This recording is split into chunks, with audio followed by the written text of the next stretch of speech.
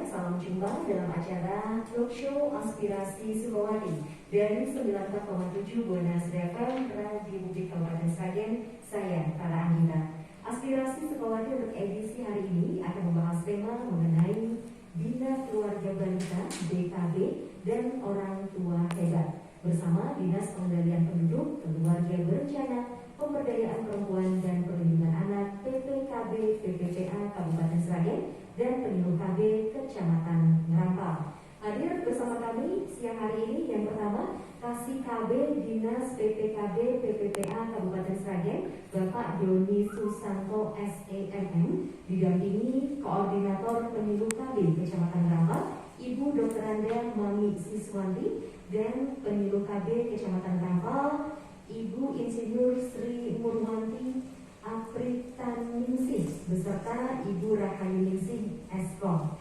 Mitra Buana dan saudara pendengar, Anda bisa menyimak aspirasi Sukowati edisi hari ini melalui live streaming kami di buanaasrisragen.co.id. Baik, untuk bahasan kita hari ini mengenai Bina Keluarga Balita, BKB dan Orang Tua Hebat, kita akan sapa dulu narasumber yang telah hadir di studio. Apa kabar? Selamat siang Bapak Ibu. Selamat siang. Sehat ya? Alhamdulillah. Aduh, senang sekali kehadiran tamu-tamu istimewa dari Kecamatan Ngerampal didampingi sama Pak Doni juga ya dari dinas gitu ya. Terima kasih. Kita akan bahas mengenai Bina Keluarga Balita, BKB dan Orang Tua Hebat. Karena akan ke Pak Doni Susanto dulu. Bapak, bagaimana Pak pola pengasuhan anak yang efektif ini mengenai tema kita hari ini Bapak? Ya, terima kasih Mbak. Kami mencatat ada beberapa pola pengasuhan anak yang efektif. Yang pertama adalah dinamis, di mana orang tua harus menyesuaikan diri dengan perubahan zaman dan mampu mengubah cara-cara berinteraksi dengan anak pada saat yang tepat. Kita berikan contoh yaitu seorang anak yang sedang mampu berjalan, terkadang minta digendong dan orang tua harus mau menggendong anak, kemudian menurunkan kembali kalau dia sudah merasa nyaman. Kemudian yang berikutnya sesuai kebutuhan dan kemampuan anak. Pada usia balita, orang tua menerapkan pola asuh yang tuntutan dan batasannya yang tinggi. Dalam rangka membentuk kebiasaan yang positif, anak sudah besar, orang tua melonggarkan batasan karena anak sudah mampu melakukannya sendiri. Kita berikan contoh ketika anak balita, orang tua melatih anak mandi sendiri, makan sendiri. Orang tua perlu melatih untuk membantu agar mandiri untuk ke depannya. Kemudian ayah dan ibu harus konsisten. Ayah ibu harus memiliki kesamaan dalam menerapkan nilai-nilai. Contohnya jika ibu mengajarkan sikap hemat, ayah juga harus melatih anak hemat dan memberikan contoh, contohnya untuk menabung seperti itu. Ketanggung sendiri namanya. Kadang karena juga suami agak beda. Mamanya harus hemat. Iya, mamanya hemat. Ternyata papanya di belakang ini buat beli jajan gitu. Iya. Kemudian teladan positif. Pola asuh harus disertai teladan perilaku positif orang tua. Orang tua harus menjadi contoh tingkah laku yang ingin dibentuk. Contohnya mau untuk membentuk sikap jujur, ayah dan ibu harus berlaku jujur di dalam kehidupan sehari-hari. Kemudian komunikasi yang baik. Orang tua membangun komunikasi yang baik dengan anak, ciptakan suasana yang nyaman ketika berkomunikasi agar anak berani mengungkapkan perasaan dan permasalahan yang dihadapi. Kemudian berikan pujian. Berikan pujian kepada penghargaan kepada anak ketika mereka melakukan sesuatu hal yang baik. Ya. Kemudian berpikir ke depan, biasakan untuk membuat aturan bersama dengan anak. Contohnya kita sepakat untuk waktu tidur adalah jam 9 malam, harus semua kompak. Kemudian adalah melibatkan anak, membuat aturan untuk disepakati bersama dengan anak tentang kegiatan sehari-hari. Kita ajak untuk ikut berdiskusi kalau ada suatu masalah. Kemudian sabar, gunakan kata-kata yang baik untuk mengingatkan anak. Jangan gampang marah atau berkata-kata kasar. Kemudian yang terakhir memberikan penjelasan. Kalau kita memerintah anak, hendaknya disertai dengan kata-kata yang jelas dan penjelasan yang jelas. Gitu ya. Iya. Sesuai dengan usia anak pastinya ya. Iya. Ini cukup banyak nih Pak Doni ya mengenai pola pengasuhan anak yang efektif. Ada 10 poin di sini, mulai dari dinamis, kemudian sampai statusnya dan yang terakhir adalah memberikan penjelasan. Ini bagaimana nih cara orang tua bisa menerapkan 10 poinnya ini dalam pengasuhan anak itu seperti apa ya? Ada saran mungkin atau ada cara bagaimana begitu Bapak? Yang paling utama adalah teladan. Contoh, kalau kita konsisten, pasti karena yang dilihat sehari-hari adalah orang tuanya, pasti akan mencontoh. Semuanya itu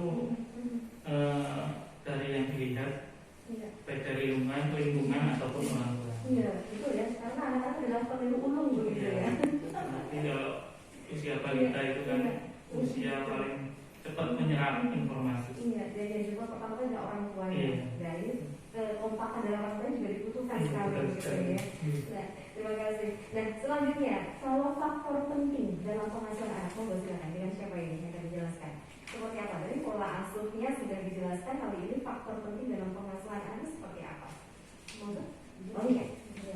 Faktor yang penting dalam pengasuhan anak adalah yaitu disiplin dan komunikasi. Yang dimaksudkan disiplin di sini Mbak, yaitu membentuk kebiasaan dan perilaku atau kebiasaan atau perilaku.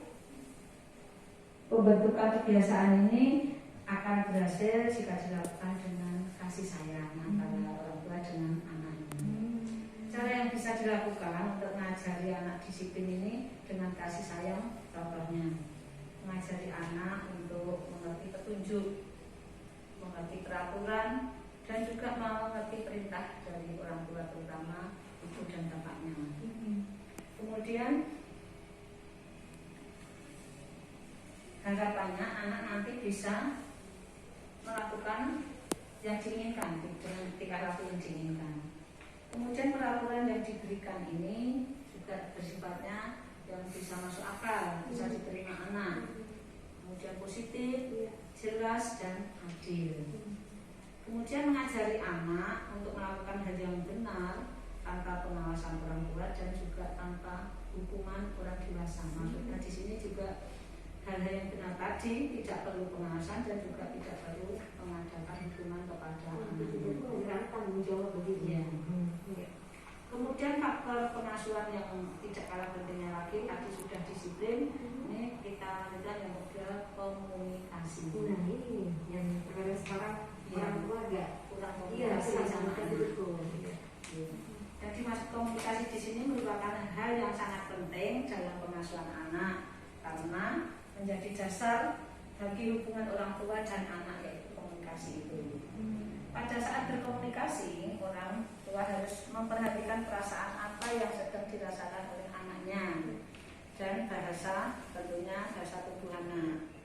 Agar komunikasi berjalan dengan baik, orang tua perlu memahami perasaan anaknya dan juga menyampaikan kata-kata yang dengan cara yang baik. Kemudian ada beberapa hal yang menghambat dalam komunikasi antara anak dengan orang tua, yaitu orang tua menyalahkan, biasanya menyalahkan pada anak. Contoh kamu sih tidak mendengar ibu, omongan ibu, seperti itu. Jadi seolah-olah menyalahkan anak. Kemudian yang menghambat selanjutnya untuk berkomunikasi dengan anak dengan cara memerintah. Karena apa? Memerintah itu ini pokoknya sekarang duduk seperti itu. Perintah itu ya. Kamu harus duduk sekarang. Kan anak takut, jadi komunikasinya bisa tidak baik. Yang selanjutnya untuk menghambat komunikasi dengan anak itu dengan cara membandingkan. Kok kamu tidak bisa menggambar seperti dia dibandingkan dengan temannya, mungkin dengan kakaknya, seperti itu. Jadi kan mungkin ini juga ya Bu ya, kadang maksud kita orang tua di membandingkan biar anak tuh termotivasi, tapi kadang anak merasa dibandingkan dengan anak yang lain. Gitu ini agak susah juga begitu. Kemudian kita lanjutkan Mbak, misalkan untuk menghambat komunikasi yang lainnya tadi sudah menyalahkan, memerintah, membandingkan, mungkin sekarang membohongi. Maksudnya di sini istilahnya seperti janjeni itu. Oh, Iya. gitu. Anak minta diberikan boneka. Beli bonekanya besok aja ya. Ternyata kenyataannya tidak diberikan. Itu kan jadi istilahnya kayak membohongi kepada anak. Padahal anak itu biasanya Jadi kecewa kecewain terus. Betul. Dan nanti ketika dia juga merasa bukti itu ternyata membohong itu diperbolehkan begitu, mungkin akan menerima hal yang seperti itu dan akan melakukan hal yang sama juga nantinya ya. Sama itu seperti itu ya. Kemudian juga memberi cap negatif pada anak. Anak kalau sudah dicap jelek, aku nakal seperti itu, jadi anak juga tidak mau komunikasi dengan orang tua karena sudah dicap seperti itu. Dari anak nakal nggak kamu Iya, aku nakal, kamu jelek, kamu jahat dan sebagainya.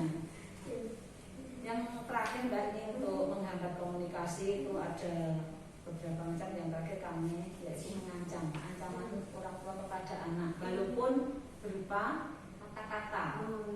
Contoh, awas nanti saya bilang pada ayah, kamu nakal, kamu itu nggak boleh.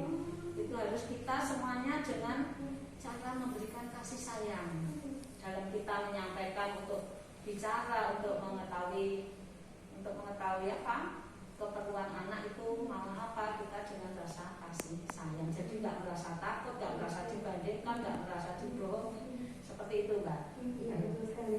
Nah, Bu, ini kan kalau kita berbicara mengenai pengasuhan gitu ya, pengasuhan kepada anak gitu. Ini biasanya cenderung dan memang selalu dipasrahkan begitu kepada ibunya. Dan sosok seorang ayah sebenarnya penting nggak sih untuk mendampingi dalam pembinaan membimbing anak-anak ini? Ya, penting karena apa? Kalau yang dipasarkan pada ibu itu memang benar, karena ibu itu merupakan pendidik utama dan pertama dalam keluarga. Tetapi sosok ayah juga penting karena itu sebagai tanggung jawab orang tua, terutama kepala keluarganya. Begitu. Iya nih. Nah, terima kasih nih untuk Bu Mami ya. Ya. Kita ke Bu Sri Murwani nih, Bu. Lalu bagaimanakah keterlibatan ayah dalam pengasuhan anak ini dan kenapa ini jadi penting begitu? Iya, terima kasih. Jadi biasanya itu keterlibatan ayah dalam pengasuhan anak itu sering hanya dianggap sebatas hanya mendukung ibu. Padahal sebenarnya itu ayah juga bisa sama baiknya dengan ibu di dalam mengasuh anak. Jadi ayah juga bisa berperan sebagai guru, juga bisa berperan sebagai panutan dan penasihat bagi anaknya. Jadi ketika ayah terlibat dalam pengasuhan anak itu bisa memiliki beberapa dampak positif terhadap, yang pertama adalah perkembangan kognitif si anak. Jadi ketika si ayah terlibat dalam pengasuhan anak itu biasanya anak akan lebih cerdas. Jadi anak lebih terampil, prestasi anak di sekolah menjadi lebih baik dibandingkan yang si ayah tidak terlibat dalam pengasuhan anak. Di samping itu juga bisa mengurangi perilaku buruk si anak. Anak bisa lebih aktif dan mengurangi resiko kenakalan anak remaja. Itu yang pertama. Jadi ada dampak positif. Lalu yang kedua, dampak positifnya adalah di dalam perkembangan sosio-emosional. Jadi ketika si ayah itu berperan dalam pengasuhan si anak, itu anak bisa merasa lebih aman. Jadi anak tidak mudah stres, anak mudah beradaptasi secara mental. Anak bisa berperilaku prososial, artinya adalah mudah bergaul, mudah bisa menyesuaikan diri dengan lingkungan, juga bisa mudah menolong orang lain. Jadi di sini anak cenderung lebih sedikit memiliki konflik dengan orang lain, anak memiliki empati atau lebih mudah merasakan apa yang dirasakan orang lain, dan anak secara moral lebih matang. Jadi itu dua hal. Ada satu lagi, Mbak. Jadi ketika si ayah ikut berperan dalam pengasuhan anak itu perkembangan fisik anak juga akan berbeda dibandingkan dengan ketika anak tidak diasuh oleh sang ayah. Contohnya adalah resiko kelahiran yang lebih kecil. Jadi bisa dilihat ketika ayah mendukung ibu saat melahirkan, maka ibu akan lebih sehat mentalnya. Ibu akan lebih sedikit memiliki masalah kehamilan karena didampingi oleh sang ayah atau suami tersebut. Lalu yang kedua adalah resiko penyakit dan kecelakaan rendah. Karena ada pengawasan dari si ayah, maka anak yang tinggal dengan orang tua lengkap biasanya lebih sedikit resiko terjadi kecelakaan atau mungkin dalam bermain ada kecelakaan itu dibandingkan dengan anak yang tinggal hanya dengan ibunya misalnya seperti itu. Lalu ada juga anak lebih sehat. Jadi secara keseluruhan biasanya anak yang tinggal dengan ayah dan ayah terlibat dalam pengasuhan dengan si anak, mereka lebih cenderung sedikit mengalami masalah-masalah kesehatan. Jadi lebih terjamin, lebih terjaga karena si ayah terlibat dalam pengasuhan si anak tersebut. Dan kan peran ayah juga sangat besar begitu ya dalam pengasuhan anak Iya. ya. Nah, jadi kalau menurut ibu nih, sebenarnya seorang ayah ini mesti seperti apa sih gitu? Biasanya kan ketika ayah ini bekerja, sudah ada ibunya gitu. Ini sebenarnya solusinya kalau ada yang seperti ini begitu. Iya.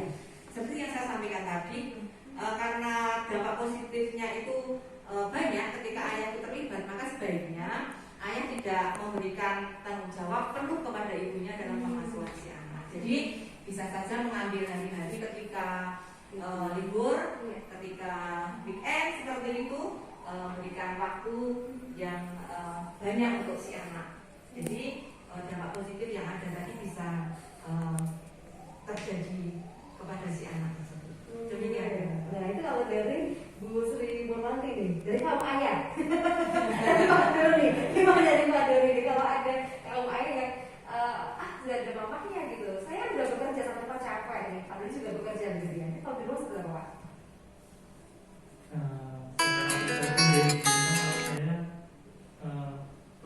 Prinsip atau punya paham sendiri. Kalau pulang ke rumah itu sebisa mungkin jangan sisa-sisa tenaga. Menarik ya buat kita hari ini mulai pengasuhan, apalagi kita kaum ibu gitu ya, yang tentunya terjun langsung, iya dan terkadang persentase lebih besar gitu dibandingkan ayah gitu ya. Lalu apa saja itu aspek-aspek perkembangan yang perlu mendapatkan perhatian kita itu? Terima kasih atas waktunya. Ada 7 aspek Mbak di sini yang perlu mendapatkan perhatian untuk ibu-ibu anggota DKT, yaitu ibu yang mempunyai balita. Pada saat pertemuan DKT nanti akan kita sampaikan ya. Bahwasanya ada 7 aspek. Yang pertama yaitu perkembangan kemampuan gerakan kasar. Gerakan kasar itu gerakan yang dilakukan dengan melibatkan sebagian besar otot tubuh dan biasanya memerlukan tenaga. Jadi seluruh tubuh ini ikut bergerak, otot dalam tubuh itu, dan memerlukan tenaga. Contohnya di sini gini Mbak, melakukan gerakan kasar yang harus dikuasai usia anak 3 sampai 4 tahun itu, misalnya dengan berdiri selama 5 menit, selama 10 detik, berdiri satu kaki ya, selama 10 detik. Kemudian meloncat ke depan melewati rintangan sebanyak 10 kali. Jadi dia meloncat tapi di depannya ada rintangan untuk diloncati. Kemudian berjalan ke arah depan dengan menggunakan tumit jinjit itu ya. Jadi jinjit berdiri dengan satu kaki. Nah, keseluruhan gerakan ini untuk merangsang keseimbangan dari anak. Keseimbangan dari anak dengan bergerak dan merangsang seluruh otot untuk digerakkan. Ya. Di sini perlu sekali banyak latihan agar anak tidak terlambat dalam perkembangan gerakan kasarnya. Gitu. Ini gerakan motorik gitu ya? Iya. Ya. Yang menggunakan seluruh otot. Gitu.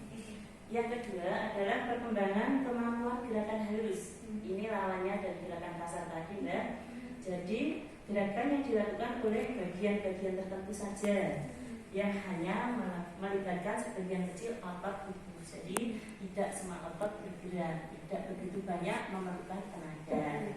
Contohnya ya, yang harus dikuasai anak 3 sampai 4 tahun.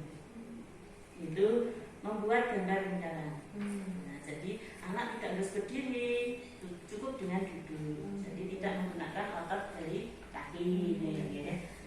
Menggambar dengan lingkaran, kemudian membuat garis, membuat segi 4, terus memasukkan benda ke dalam wadah, menggunting-gunting bentuk, ya, bisa bentuk ikan atau bentuk apa itu adalah gerakan halus. Jadi hanya sebagian ototnya itu juga perlu dirangsang agar mereka tidak ketinggalan berdasarkan perkembangan dari usianya. Jadi ada gerakan halus, ada gerakan dasar. Kemudian yang ketiga, tadi kan ada 7 Mbak. Nah ini yang ketiga, itu adanya perkembangan kemampuan berkomunikasi pasif. Jadi pasif, kesanggupan untuk mengerti isyarat dan pembicaraan orang lain. Jadi dia pasif, hanya melihat isyarat, itu dia sudah mengerti. Contohnya, kemampuan komunikasi pasif yang harus dikuasai anak usia 3-4 tahun, memahami dan melaksanakan 2 atau 4 perintah dengan membandingkan 2 benda, mengerti perbandingan ukuran. Jadi komunikasi pasif itu misalkan diberi contoh, ini botol susu dengan botol sirup besar mana. Jadi dia itu hanya membandingkan, membandingkan ukuran kita tadi, besar mana itu kan ukuran. Terus kemudian yang keempat adalah perkembangan kemampuan komunikasi aktif. Nah, di komunikasi aktif itu ada saling berhubungan, ya. Contohnya kemampuan untuk menyatakan perasaan, keinginan, pikiran, baik melalui tangisan, gerak tubuh isyarat maupun kata-kata. Jadi kalau hubungan orang tuanya nggak baik, nanti akan susah bagi anak untuk untuk menyampaikan itu sangat susah. Jadi harus ada saling berhubungan antara orang tua dan anak. Betul. Dan anak merasa diterima oleh orang tuanya. Iya. Terkadang kan sekarang nih, kalau ini kan untuk anak-anak kecil gitu ya, kadang mereka lebih suka cerita sama temennya gitu ya. Iya, lebih nyaman gitu. Iya, betul. Karena tidak ada rasa takut. Iya, aku dimarahin mama, Iya, gitu ya. betul. Kita ke teman gitu. Makanya era sekarang itu orang tua juga harus dekat-dekat dengan anak gitu. Kalau saya bilang kalau anaknya remaja, orang tua juga harus bisa bersikap seperti remaja. Orang tua yang gaul gitu. Betul. Iya. Setuju tuh.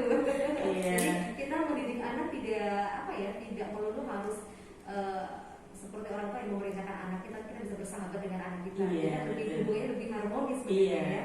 Ya, mau selanjutnya. Iya. Kemudian yang kelima, perkembangan kemampuan kecerdasan.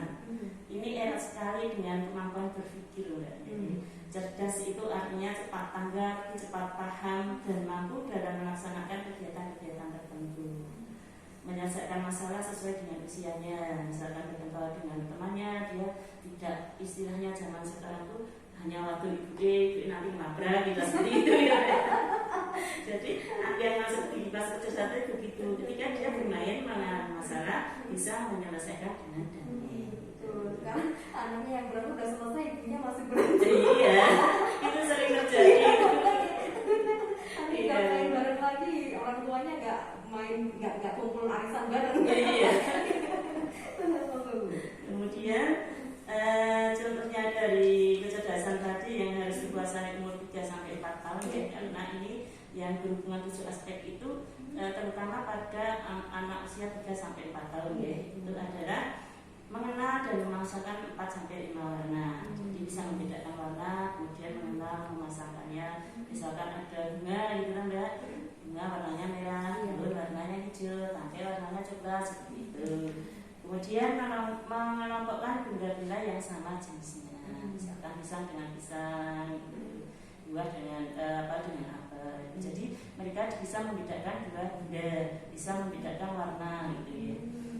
Kemudian lanjut ke yang keenam Mbak, perkembangan kemampuan menolong diri sendiri. Nah, pada usia anak 3-4 tahun itu harus bisa menolong untuk diri sendiri dengan melakukan kegiatan sehari-hari. Contohnya mengangkat piring dan gelas. Jika makan tidak bisa diambilkan ibunya, piring gelasnya bisa mengambil sendiri. Kemudian mencuci tangan tanpa dibantu, memakai sandal, sepatu, pakaian itu sendiri. Jadi benar-benar harus bisa mandiri untuk besoknya. Besoknya kalau dia besar nanti nggak tergantung. Ada loh yang dimanjakan itu sudah kelas 6 SD nggak bisa pakai baju sendiri, itu juga ada. Sendiri juga masih susah. Iya. Karena apa? Karena perkembangannya tidak dirangsang, tidak diajari sejak kecil. Ya, terjadi seperti itu. Jadi disinilah perlunya ada BKB itu ibu yang mempunyai balita itu benar-benar diajarkan untuk mendidik putranya sesuai dengan perkembangannya. Iya, jadi jangan sampai kasih sayang kita tuh mulai makan anak ya. Iya. Anak tidak bisa tumbuh mandiri. Iya. Gitu ya. Tapi ketika kita mengajarkan mandiri, berarti kita juga Itu memberikan termasuk rasa sayang juga iya, pada termasuk anaknya. sayang. Iya betul. Ketika mereka dewasa, artinya mereka akan mandiri gitu ya. Ya, kemudian yang terakhir perkembangan kemampuan tingkah laku sosial. Jadi tidak hanya gerakan kasar, gerakan halus, komunikasi pasif, komunikasi aktif, kemudian kemampuan kecerdasan, kemandirian. Tapi di sini juga perlu ditingkatkan adanya kemampuan tingkah laku sosial. Karena apa? Karena anak kita itu hidup di dunia tidak sendiri. Ya, kita punya tetangga, punya teman. Jadi harus bisa bergaul dan bertingkah laku sosial dalam kemampuan untuk menjalin hubungan yang baik antara anggota keluarga maupun orang lain. Jadi dia baik tidak hanya di dalam keluarga, tapi di luar juga baik. Ada loh anak yang di dalam keluarga dia lincah, cerewet dan sebagainya. Begitu keluar dari rumah malah dia sembunyi di ketiak ibunya. Itu berarti kemampuan perkembangan tingkah laku sosialnya kurang dirangsang. Jadi iya, salah satunya kan bisa ikut di ini posyandu gitu ya. Itu kan bisa juga termasuk ini merangsang kemampuan sosial anak. Dia mereka ketemu sama teman-teman sebaya. Iya, kan ada timbangan itu. Atau tiap ibu dibawa ke alun-alun itu banyak anak-anak. Bermain dengan anak kan ada yang ibunya terlalu sayang nggak boleh main dengan overprotective ya. Itu kan dia menghambat kemampuan perkembangan sosial putra putrinya. Maunya sayang tapi malah menghambat. Itu nanti besoknya anak nggak bisa support. Iya. Pastinya berbeda. Iya. Di samping itu kan juga untuk menimbulkan empati dengan teman sebaya, misalkan sakit ditolong atau apa istilahnya. Itu seperti itu Mbak yang 7 aspek perkembangan yang bisa saya sampaikan yang sangat-sangat berguna sekali buat ibu-ibu yang punya balita. Betul. Nah kalau selama ini penerapannya di Kecamatan Rampau ini ada kegiatan untuk ibu-ibu nggak sih biar mereka mendapatkan sedikit ilmu mungkin begitu dari penyuluh kami bagaimana cara untuk memberikan pendidikan anak begitu. Iya. Ada di dalam dinas kami, dinas PPKB PPDA Kabupaten Sragen ya, tidak hanya Sragen, seluruh Indonesia itu ada program yang namanya Tribina. Ya, 3 Bina, BKB, Bina Keluarga Balita, BKR, Bina Keluarga Remaja, BKR, Bina Keluarga Lansia. Jadi keluarga yang punya balita, remaja, lansia itu berkecimpung di situ. Ya. Jadi di situ ada pendidikan perkembangan. Kalau BKB yang balita, BKR yang remaja, BKR yang lansia. Jadi mendidik keluarga untuk punya ketahanan keluarga itu Mbak. Sehingga kalau orang tua keluarga tahu perkembangan balita, maka nanti akan terjadilah generasi muda yang tangguh, yang tahan terhadap segala situasi, terhadap segala lingkungan. Ya, dari yang BKB, yang BKR pun juga begitu. Nanti akan punya remaja, di keluarga itu punya remaja yang tidak gampang terpengaruh oleh lingkungan. Apalagi masa sekarang banyak ya narkoba dan sebagainya itu. Yang untuk lansia itu nanti terjadi lansia tangguh. Jadi meskipun lansia masih bisa dikaryakan, dalam artian bukan dimanfaatkan ya, sesuai kemampuan beliau bisa untuk misalkan bersih-bersih tapi yang ringan-ringan, membuat keterampilan yang ini keterampilan tangan. Berkarya untuk merasa berdaya. Iya, merasa berdaya. Jadi ada Tribina. Tapi yang di sini kan kita pokoknya yang dibahas ini adalah BKB. Ya. Terus kegiatan BKB sendiri kalau di Rampau banyak masyarakat jadi. Per desa ada satu, kemudian ada yang satu desa 2 itu yang namanya BKB HI. Kegiatannya seperti apa yang diberikan? Kalau BKB biasa itu ya seperti biasa ada pertemuan yang di situ ada pendidikan mengenai perkembangan kembang anak balita ya, dari 01 dikelompokkan, yaitu ada 5 kelompok, 01, 12, 23, 34, 45. Jadi ibu di situ benar-benar dididik untuk bisa mengetahui perkembangan putra putrinya sesuai dengan usianya, sehingga benar-benar nanti terbentuk generasi yang handal, yang kuat, yang tahan banting gitu kan. Itu yang kemudian yang BKPHI itu BKP yang terintegrasi Mbak. Terintegrasi itu maksudnya dia terintegrasi dengan posyandu dan pospaud. Jadi kegiatannya begini. Ketika ada kegiatan PAUD, pospaud itu ya, itu dibarengkan dengan posyandu, dibarengkan dengan BKP, itu begini Mbak. Anaknya yang balita tadi kan dididik di pos PAUD. Ya, pos PAUD itu pos pendidikan anak usia dini ya, sebelum TK gitu ya. Ibunya daripada dia menunggu lele ibaratnya di luar merumpi nggak kena itu kan, ibunya masuk ke BKB. Ya, masuk ke BKB, dia dididik perkembangan anak secara umur. Jadi nanti dia nggak salah mendidiknya. Anak 1 tahun suruh buat tayangan nggak benar itu. Jadi anaknya dididik di pos PAUD, ibunya dididik di BKB. Setelah itu kesehatan ibu dan anaknya di posyandu. Nah, anaknya di posyandu ditimbang, diukur tinggi badannya, diperiksa kesehatannya, matanya, giginya itu ya. Nanti kalau ada keluhan, ada sakit bisa dirujuk, diberi resep. Ibunya yang hamil di posyandu juga bisa diperiksa, tuh sehat apa enggak, sudah diberi vitamin apa belum, tanda darah atau belum. Itu yang namanya BKP terintegrasi atau BKPHI, terintegrasi dengan pos PAUD dan posyandu.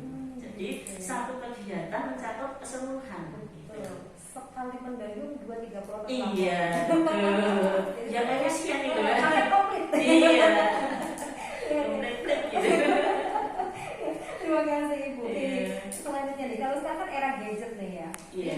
kemudian game online dan lain sebagainya. Ini pasti apalagi di era pandemi sekarang ini kan banyak anak yang di rumah, sekolah pun daring gitu. Ini bagaimana sih upaya yang dilakukan untuk mencegah dampak negatif dari, kadang-kadang kita nggak bisa milah-milah tuh lihatnya apa, kadang mereka sibuk sendiri begitu ya. Ini bagaimana caranya? Siapa yang menjawab? Ya, terima kasih Mbak Radin melanjutkan dari bicara kita pada saat ini. Jadi memang pada saat sekarang ini banyak media ya. Jadi baik media TV, games ya, anak-anak sudah mengenal game online, juga masalah internet. Jadi 3 hal itu memang ada dampak negatifnya. Jadi memang kita harus mencegah bagaimana dampak negatif dari media ketiga itu bisa diperkecil ya. Yang pertama adalah misalnya di dalam media TV. Jadi kita bisa melakukan pembatasan waktu. Jadi ada aturan yang jelas mengenai lamanya anak menonton TV, kapan dilihat dan jenis-jenis tayangan yang sesuai dengan usia anak. Jadi jangan sampai anak usia masih balita ikut-ikutan ibunya melihat sinetron yang ada adegan-adegan yang belum tidak sesuai dengan usia anak.